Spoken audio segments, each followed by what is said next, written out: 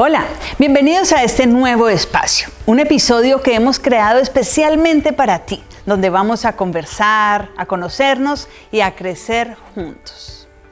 Hoy, un tema muy especial para mí, porque ha cambiado mi vida y la de mi familia. Tengo una invitada que admiro profundamente, no solo por su conocimiento, experiencia y trayectoria, sino por la forma humana y amorosa en que ejerce su profesión. Nuestra invitada, especialista en medicina integrativa. Hoy, la doctora Tatiana Sosa, médica integrativa, que nos va a contar de su trayectoria y cómo ejerce esta hermosa profesión.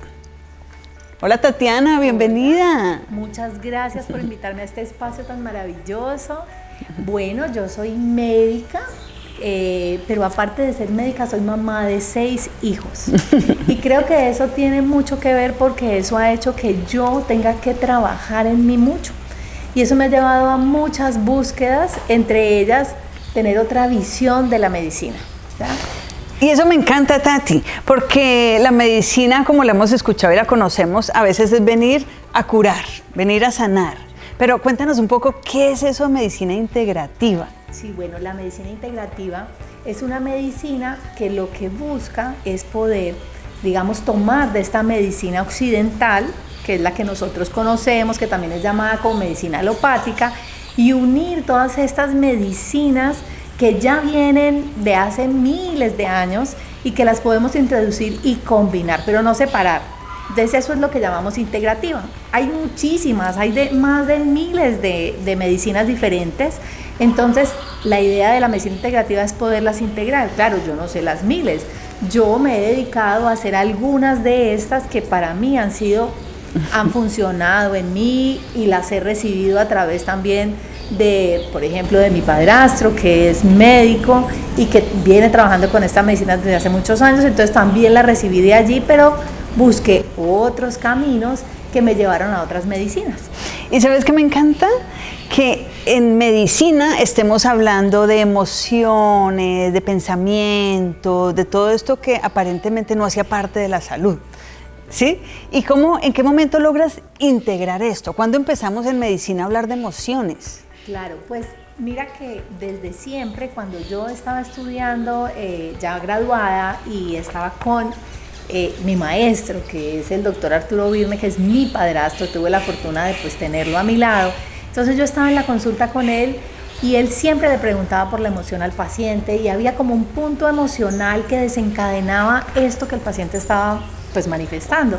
Entonces a mí esto me empezó a rondar y yo decía, no, tiene que haber una relación. Bueno, y después el libro de Luisa Hay y todo esto, entonces me llevó a eso.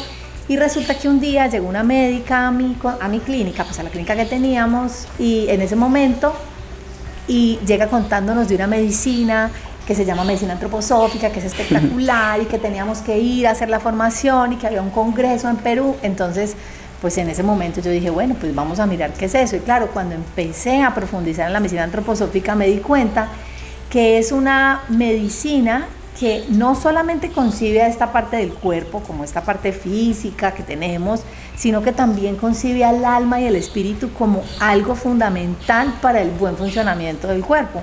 Entonces ahí ya hizo como que clic. Yo dije, no, esta es mi medicina, porque esta es la que realmente conecta esto que yo tenía como por acá un poco, que era una verdad pero no tangible, y esta ya la volvió tangible. Entonces digamos que eso hizo que yo profundizara en la medicina antroposófica, desde la que vengo estudiando hace como 14, no, ya voy a cumplir 16 años de estarla estudiando. Tati, y entonces esta medicina tiene que ver también con estar bien, estar equilibrado y no esperar a que el cuerpo enferme para ir a sanarlo. Claro. ¿Cómo funciona? Claro, entonces digamos que básicamente uno de los pilares fundamentales de este concepto de la medicina integrativa es trabajar en la prevención. No esperar a que la persona esté enferma, porque entonces ya se enfermó, ya es aquí pañitos de agua tibia y dar medicamentos allí como para ir tapando huequitos. Y la verdad, digamos que lo más importante es poder prevenir, entonces trabajar lo que es la alimentación, los ritmos en la vida. Entonces mantenerle, por ejemplo, las personas que nos pasa que estamos como aceleradas o que tenemos demasiada carga laboral, entonces se nos olvida, por ejemplo, almorzar, o se nos olvida cenar, o se nos olvida hasta dormir, ¿no? Hay personas que pueden pasar 24 horas sin dormir y no pasa nada. Entonces, pues todos estos ritmos nos llevan a que se nos vaya dañando nuestro cuerpo. Entonces, básicamente desde allí, y utilizar las cosas que tenemos más cercanas, como las plantas, ¿no? Entonces recurrir a las plantas, o recurrir a los aceites esenciales, a todas estas herramientas que tenemos, también los masajes. Y desde la medicina antroposófica, pues que además que es muy bella, porque podemos trabajar diferentes partes de la constitución humana, que no solamente son cuerpo, como por ejemplo el alma, y que puede ser a través de la música. Entonces tenemos musicoterapia o tenemos arteterapia, que tienen un gran impacto en el organismo, porque uno creería, no, pues como eso es música o como eso es arte, eso no va a funcionar en nuestro cuerpo. Pero pensemos, por ejemplo, cuando nos dan una mala noticia, ¿qué pasa? Es algo que nos dicen y es una emoción, pero ¿qué nos pasa? Se nos puede acelerar el corazón, nos podemos poner pálidos si es una noticia muy mala, o si es una noticia que nos llena de emoción o que nos pone eufóricos, nos vamos a poner rojos. O sea, hay una respuesta en el cuerpo. Entonces es como, asimismo, estas, digamos, herramientas terapéuticas que tenemos, tan sutiles como son la musicoterapia, la arteterapia, pues son supremamente contundentes en el cuerpo y nos pueden llevar a sanar.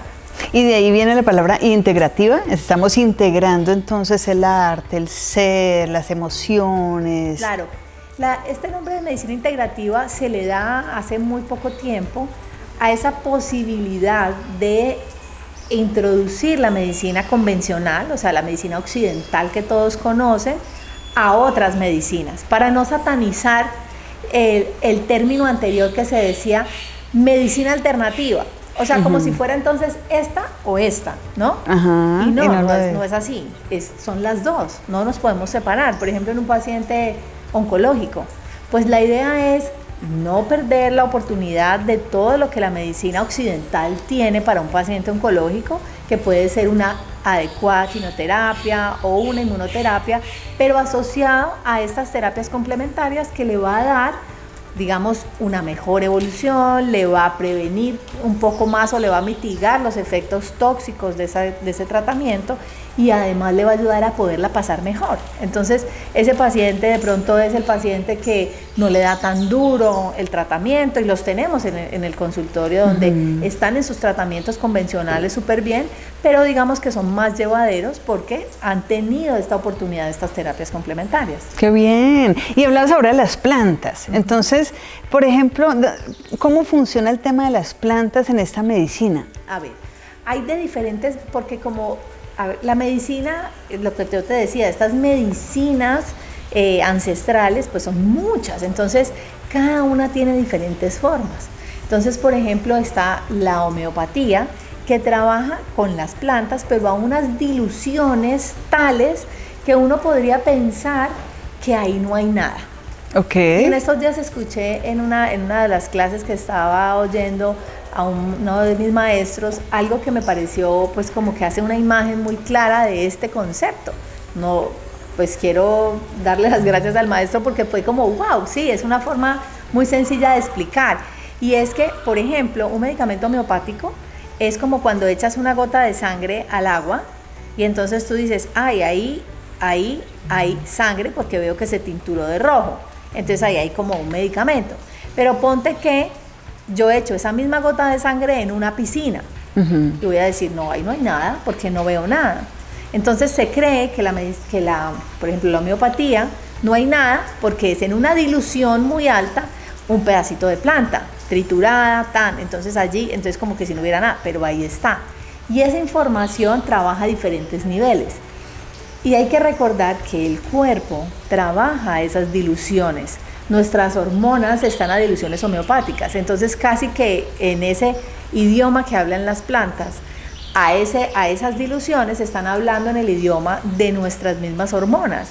Pero de acuerdo a cada dilución va siendo el efecto diferente. Por ejemplo, una planta que sea venenosa, ¿sí?, para nosotros, Entonces, si la damos a una dilución muy baja o la damos a la planta tota, o sea, la planta tal cual está, no planta tota, la planta tal cual está, entonces, ¿qué va a pasar? Esa planta me va a envenenar.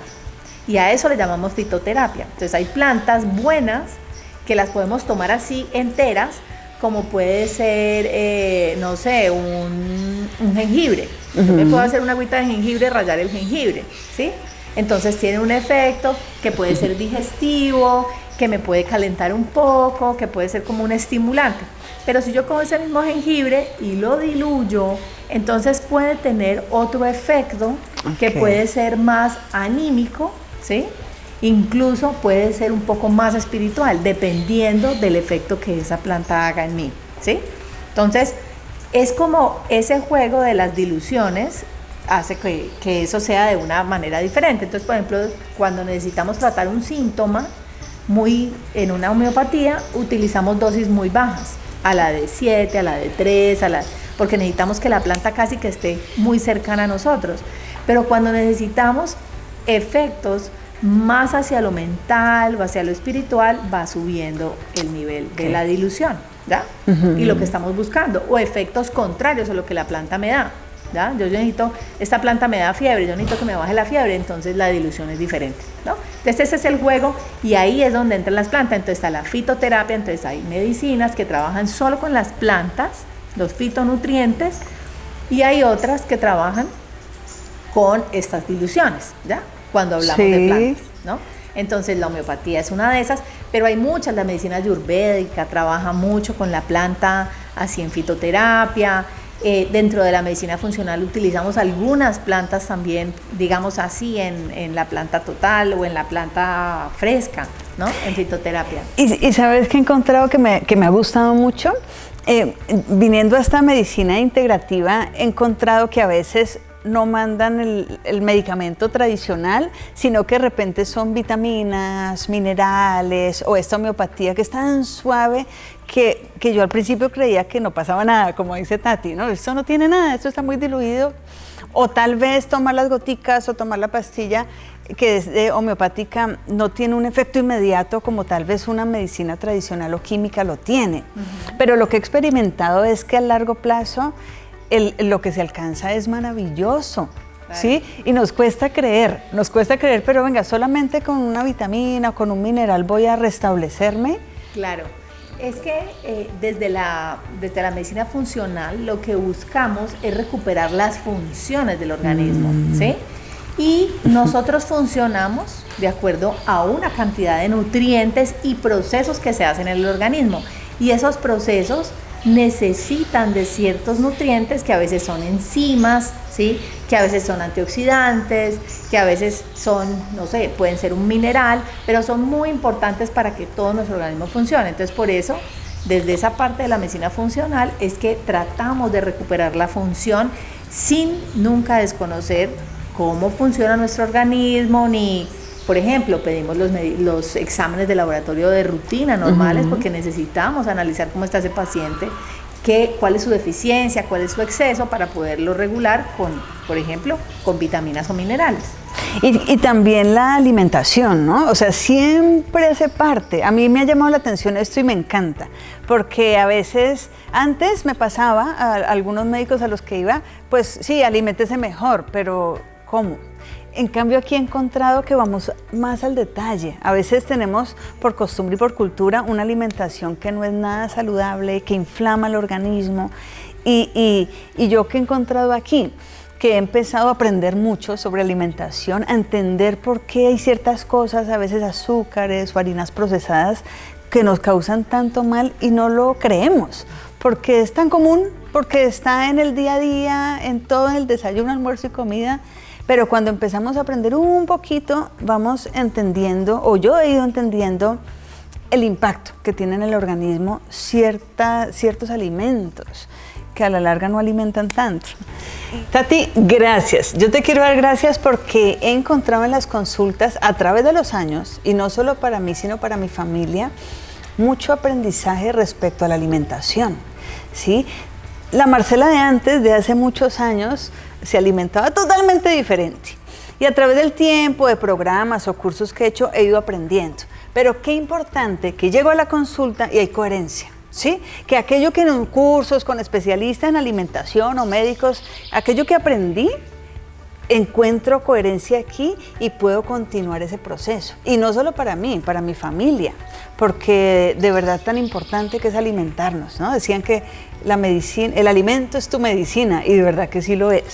Sí, eso era lo que decía Hipócrates y de verdad que este es uno de los pilares más importantes de la salud. Porque ¿de qué construimos nuestro cuerpo? Pues claro, obviamente de materia. Eso es lo que nos permite estar aquí en la tierra y eso es a través del alimento. Antiguamente a los alimentos se le decían víveres porque eran vivos, porque venían solamente en una transformación, los cogían de la naturaleza, había una transformación gracias al calor y a todos los procesos, pero nos nutrían, nos entregaban vida. Pero lastimosamente hoy tenemos demasiados procesos que dañan y le quitan la vida a los alimentos.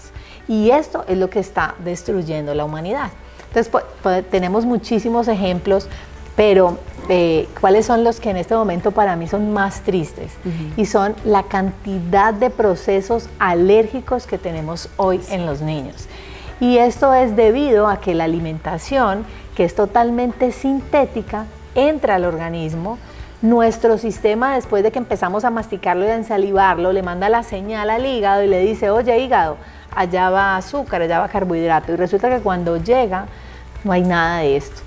Y esto hace que esta cosa tan extraña, tan rara, no se pueda procesar, es absorbida y obvio mi sistema inmune, que no tiene ni idea qué es eso, que está lejos del genoma de haber cambiado para esto tan extraño, pues va a irse contra todo esto y va a reaccionar de una forma alérgica. Entonces lo vemos a diario con los niños, sobre todo en este momento, que están viviendo esto. Porque nosotros digamos que de alguna manera nos tocó una época donde todavía el alimento tenía algo de vivo, pero actualmente realmente a los niños no les está tocando esto. Entonces eso es lo más triste. Eso es cierto. Entonces, pues la idea es que volvamos otra vez de alguna manera a esto natural, a comer lo más sano que se pueda, lo más vivo que podamos comer. De acuerdo, total. Bueno, Tati, y una persona que nunca ha escuchado esto o no sabe, no sabía y quiere empezar un camino con la medicina integrativa, ¿qué debe hacer? ¿Por dónde empieza? Bueno, lo primero es esto, la alimentación. Es la base de todo y es lo que, digamos, que nos nutre y nos conforma. Entonces, ¿cómo podría hacerlo? Yo digo, tiene sentido común, pónganle sentido común. Lo que está vivo, ¿sí? Lo que está vivo me lo puedo comer, lo que está más fresco, lo que está de cultivos cercanos. Si podemos buscar cultivos ecológicos, pues mucho mejor, ¿no? Entonces, bueno, eso. ¿Qué alimentos, cómo los cocino? Ese ya es otro tema, cómo los proceso. Entonces, el calor lo usamos para que cojamos ese alimento que, digamos, entero, va a ser difícil de digerir, entonces lo vamos a transformar con el calor para que al estómago le quede más fácil. Es como una predigestión, ¿ya? Predigerido, pero que ojalá podamos hacer los alimentos desde casa, o para aquellos que no, pues busquen lugares cercanos que puedan conseguir de esta, digamos, hay panaderías o hay sitios, restaurantes o cosas que tienen de esta comida que, digamos, es más sana, más, ¿sí? Más hecha como en casita, como le diríamos a eso. Pero tratar de evitar paquetes, ¿sí?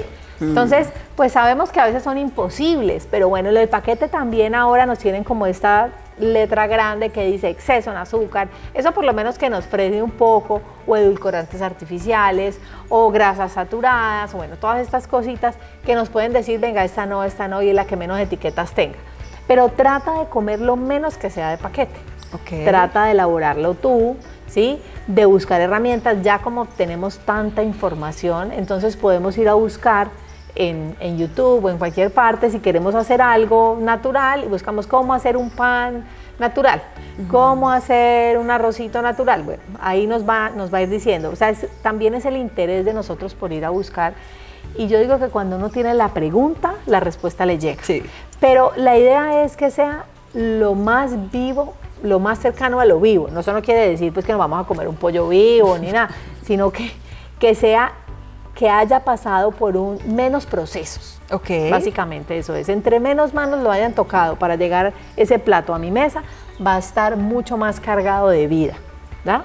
O sea que, por ejemplo, los vegetales crudos, buenísimo, porque ni siquiera pasan por calor. No necesariamente. ¿Cómo es? Porque si nosotros tuviéramos una dieta meramente cruda, por ejemplo, hay unas dietas que se llaman los crudívoros, los que solo comen crudo, pues eso también va a generar un gasto en el proceso digestivo. Porque, por ejemplo, digerir todos estos vegetales tiene un esfuerzo. Entonces nos va a restar esa fuerza y esa energía que va a salir de nuestro aparato digestivo, que luego nos va a generar problemas. Entonces tiene que ser un equilibrio. ¿Sí? En nuestro plato debe haber algo crudo, algo cocido, ¿sí? Algo calientico, para que podamos tener un equilibrio. Hay momentos, por ejemplo, que digamos un paciente que necesitamos movilizar, sacar toxinas y todo, podemos hacerle una dieta cruda por un corto tiempo, ponte unos 3 días, ¿sí? Pero no debe pasar más de allí porque se puede debilitar. Hay pacientes, por ejemplo, que ya están muy débiles, que es, por ejemplo, un paciente oncológico, o sea, que tenga cáncer y que esté muy desvitalizado. Si lo llevamos a una dieta meramente cruda, lo vamos a debilitar mucho porque es una dieta muy fría. Entonces, también es un arte lo de la cocción que nos ayuda, y lo que nos tenemos que imaginar es este alimento crudo. Pues generalmente la gente dice, este alimento crudo, por ejemplo, no sé, un brócoli crudo, o a veces hay personas que el repollo les da gases, ¿no? Es porque hay una debilidad, no hay una debilidad, perdón, es porque exige mucha fuerza de lo digestivo, ¿sí? Entonces, aquí hay una cosa que es interesante entender. Los vegetarianos tienen más voluntad que los carnívoros, ¿sí? Porque hay un esfuerzo mayor del aparato digestivo y eso nos entrega un mayor esfuerzo y una mayor capacidad de la voluntad.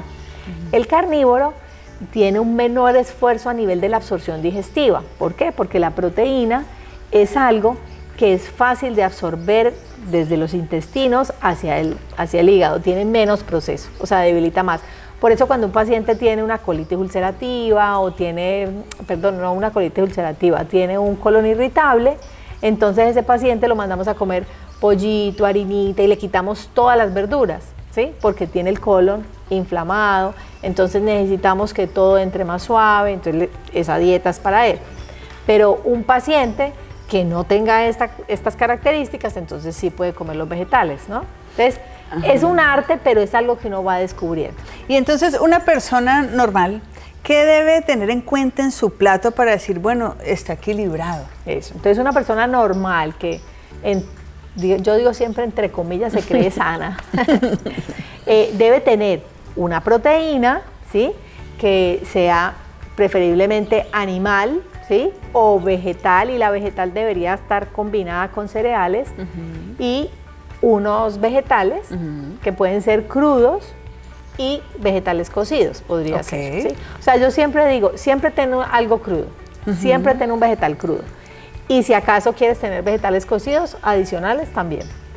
Y por ejemplo, teniendo en cuenta nuestra cultura, las costumbres, ¿sí? ¿Qué cree? ¿Estamos pecando por exceso en qué? Por lo menos aquí en Colombia. Sí, aquí estamos pecando por exceso en carbohidratos. Ok. Porque tenemos en un plato tradicional, es papa, yuca, plátano y arroz.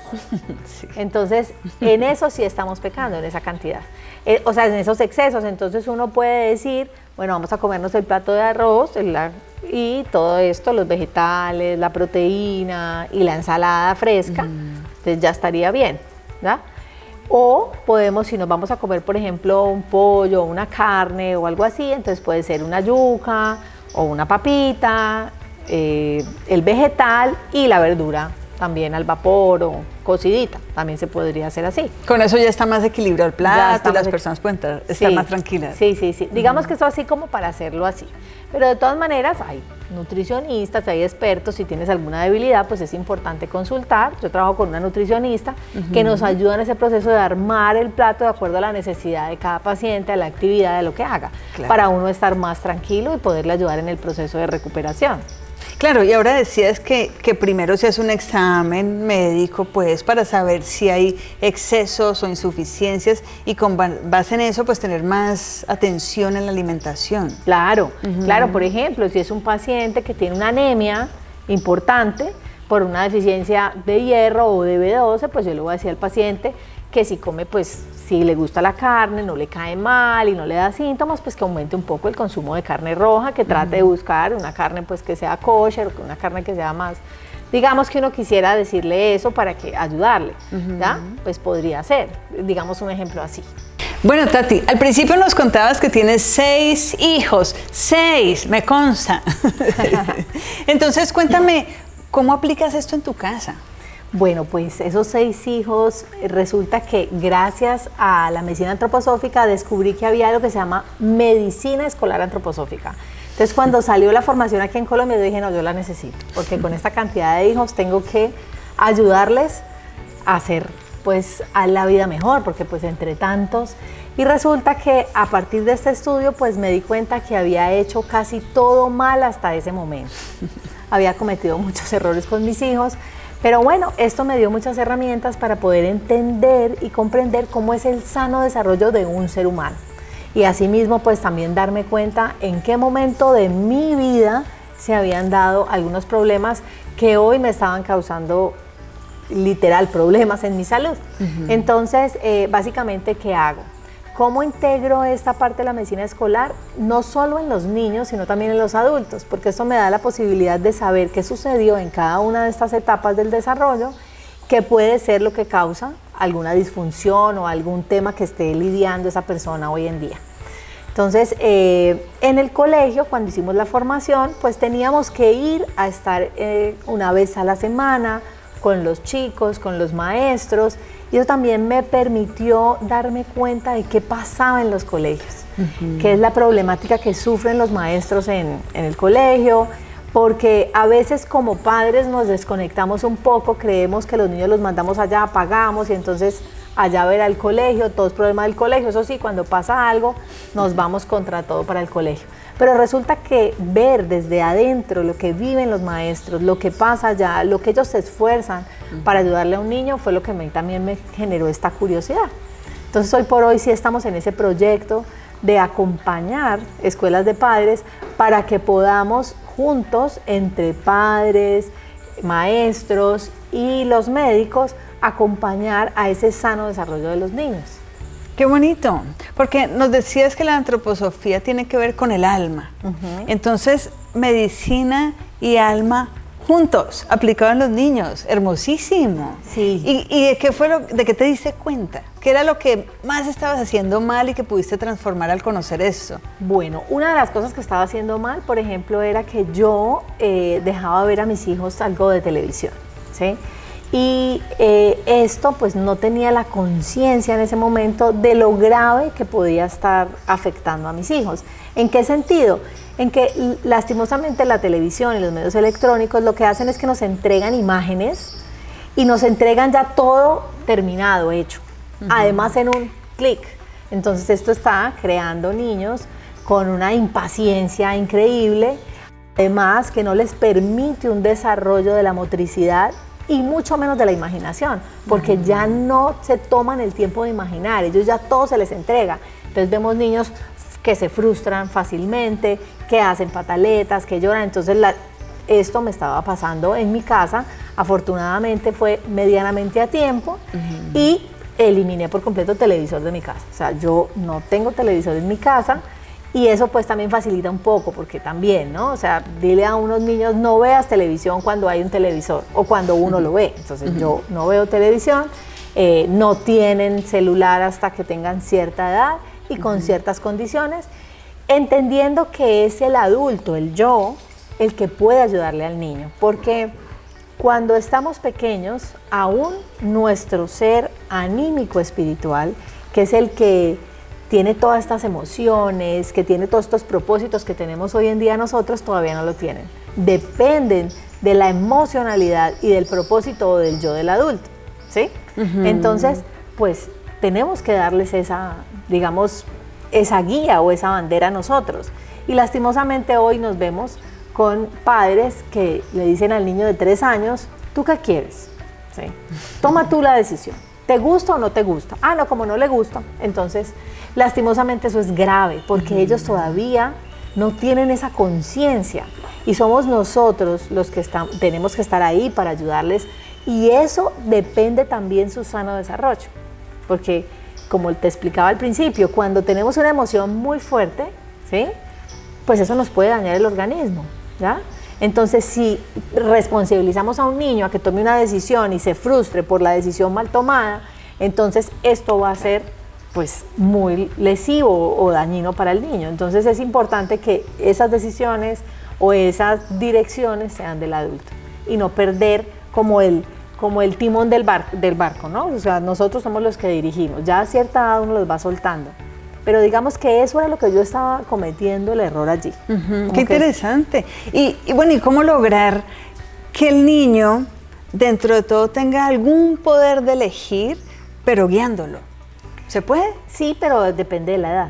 Por eso te digo, todavía cuando son muy, muy pequeños, no. Uno sí puede ir viendo cómo se va perfilando un poco, ese espíritu a los 3 años se deja ver un poco, cómo va a ser, y algo del temperamento, pero no hasta los 9, después de los 7, 8, 9 años es que empieza ese temperamento a salir un poco de cómo va a ser, si va a ser un poco más colérico o va a ser un poco más flemático, que es así como más despacioso, o va a ser más sanguíneo, que se deja llevar por la vida, o melancólico, que es así como el más tristón, o que se toma toda personal. O sea, apenas es en ese momento, entonces uno ya va como acompañando ese ser. Pero muy pequeño es el adulto, el yo, es el que debe llevar la dirección. Y no nos podemos confundir porque eso los enferma, ¿verdad? O sea, uno quisiera, no, ves que pesar, no, que pesar no. Y eso se escucha mucho. Pesar, claro. Que pesar el niño que no le estoy mandando yogur y galletas dulces, sí, pobrecito. Y porque le gusta, y cuando le hace daño y es terrible. Bueno, ¿qué hacer con las personas que no hemos tenido todo tu conocimiento y tu estudio? Y estamos cometiendo cantidad de errores en la lonchera que le mandamos al niño, con mucho amor, y de hecho haciendo lo que todos hacen, pero que si empezamos a ahondar un poquito nos damos cuenta que no es saludable, que inflama, que puede enfermar incluso. ¿Cómo podemos hacer esa transición, Tati, para que no sea tan traumática y nuestros niños lo reciban bien? Claro. Lo primero es no entrar en pánico, ¿sí? O sea, no debemos entrar en pánico, ni mucho menos debemos empezar a decirle al niño, no porque esto es malo, no porque esto no te conviene, no porque, no, eso no es de interés del niño. Yo te voy a contar cómo lo hicieron en mi casa. Cuando yo tenía 12 años, ya estaba un poco más grande, pero de todas maneras pienso yo que para mi mamá fue, entre comillas, podría haber sido muy difícil. Mi mamá a los 12 años empieza con el doctor Obirme, que es mi padrastro.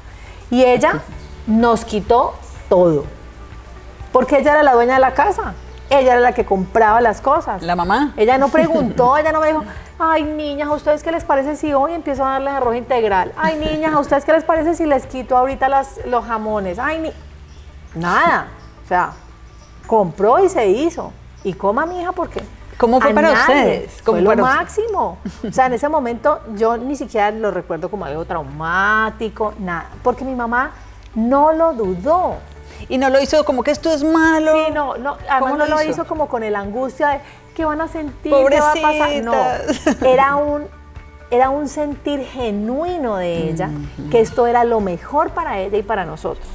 Cuando tú estás genuinamente consciente de que eso es lo mejor para ti, para tu hijo, no tienes que dar explicaciones, lo haces y el niño lo va a integrar. Porque el niño lee el pensamiento, el niño siente lo que tú sientes. Entonces, si tú estás convencido, eso es todo, ya, no tienes que hacer más. Una vez estaba yo en un sitio, en un supermercado, no voy a decir nombres, y mis hijos me dijeron, mamá, ¿nos compras un pastelito de esto? Yo les dije, no, lo podemos hacer, miremos cómo es y lo hacemos. Ay, mamá, tú siempre inventando. Y yo, pero pues es que no lo voy a hacer. Entonces me dijeron, mamá, tú sí eres mala. Y yo me volteo y les digo, ¿mala? Mala sería si te lo compro sabiendo el daño que eso hace. Yo no lo compro. Y ya, no volvieron a decir nada. Ellos ya saben, porque lo saben completo, o sea, lo tienen clarísimo, porque para mí es una verdad.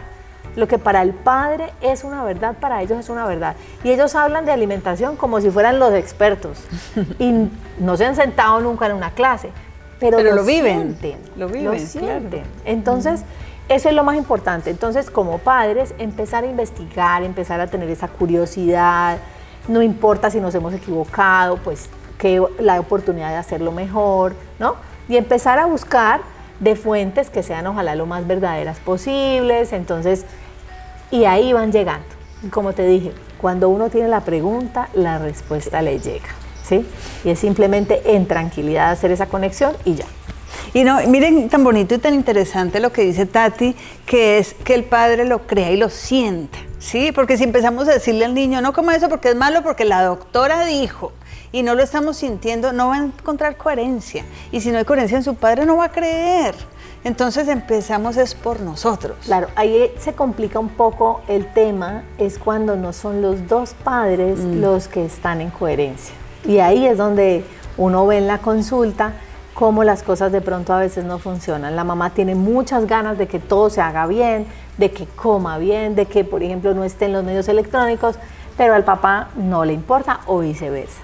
Y ahí es donde entonces la pataleta, el show, la cosa, pero mientras los dos estén clarísimos en eso y sepan que eso es una verdad y así lo cambien de un día para otro, pero es desde adentro, no hay, o sea, le puede hacer show un día, pero no le hace dos. Es así de sencillo. O sea, alineados. Sí. Alineados los padres, para que pueda haber coherencia y para que el niño pueda recibir ese mensaje de verdad y así mismo sentirlo, como decías. Bueno, Tati, ahora vamos a tener una dinámica para que nos cuentes un poco y para que descubramos ciertas creencias o ciertas afirmaciones que hay y la verdad no tenemos claro si es mito o realidad. ¿Solamente sirve para enfermedades leves o emocionales? Bueno, para enfermedades leves o emocionales, realmente yo pienso que ninguna enfermedad es leve.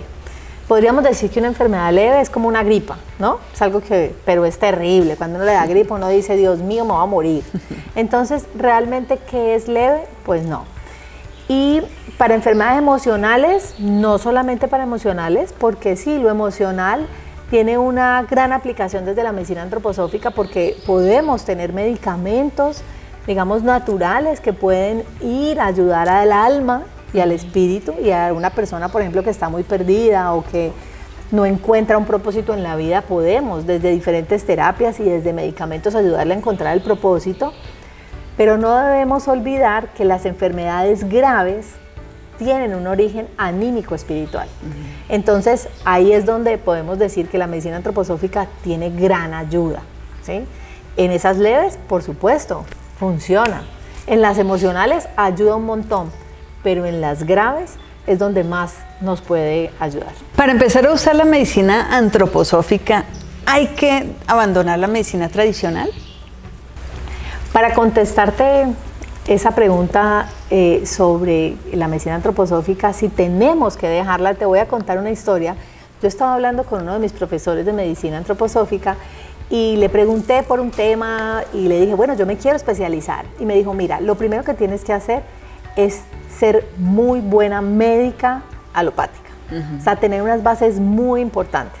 Solo así y desde allí puedes hacer una medicina antroposófica. ¿Por qué? Porque nosotros, todas las herramientas diagnósticas para poder observar un paciente y entrar en un diagnóstico antroposófico deben ser basadas en esta medicina. Y la medicina antroposófica es una forma más ampliada de ver el ser humano. Entonces no nos quita de que no podamos hacer la medicina alopática, para nada, al contrario. De hecho, en Alemania, los hospitales más, digamos, uno de los hospitales más importantes es de medicina antroposófica, que trabajan toda la parte oncológica de los pacientes. Entonces, definitivamente no, ¿sí? Nuestros profesores son internista, diabetólogo, oncólogo, o sea, tienen todas las especialidades médicas, simplemente que tienen una visión más amplia del ser humano, que les permite poderlo trabajar mucho más a fondo, ¿sí? Y poderlo comprender más. Porque desde la medicina antroposófica lo que nosotros hacemos es poder sentir ese ser, poder entenderlo y comprenderlo para sí mismo, desde aquí poderle ayudar.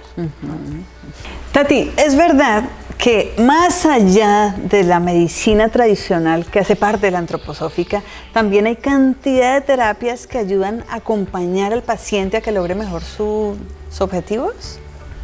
Sí, es verdad porque tenemos esta posibilidad desde la antroposofía que tenemos diferentes herramientas terapéuticas, como es no solamente la consulta médica, sino el masaje pretzel, la arteterapia, la musicoterapia, la enfermería antroposófica. Entonces son estas herramientas alrededor que le dan más fortaleza, acompañan a ese paciente en ese proceso de recuperación. Entonces sí es verdad. Gracias, Tati, gracias por estar aquí hoy, gracias por habernos acompañado a mí y a mi familia por tantos años y por seguir aquí, por ayudarme a entender y aprender tanto sobre la vida, la salud, el cuerpo, el alma y todo esto de manera integral. Gracias. Gracias a ti, Marce, por haberme invitado y por permitirme estar en tu vida, con tu familia. Y yo les quiero decir que lo más importante es que vuelvan a ustedes, vayan a la naturaleza, contáctense con ella, porque allí está la verdad. Allí pueden de pronto sentirse y empezar a dejar fluir toda esta información que recibieron hoy para que se vuelva algo sabio que se pueda despertar adentro y que les dé ese impulso para que tengan esa búsqueda, como digo yo, que empiecen con esa pregunta y la búsqueda para que les llegue la respuesta. No se angustien con esto que acaban de oír, sino que simplemente empiecen a buscar ese camino. Y bueno, a mí me pueden encontrar en Instagram en doctoratatianasosa.md. Y mi página es tatianaencasa.com. Y hoy nos llevamos una gran certeza. Sanar no es solo tratar, es mirar al ser humano de manera integral y completa, honrar su cuerpo, su historia, sus emociones, su espíritu. Y si algo de esto resuena contigo, compártelo. Nos vemos próximamente en otro episodio.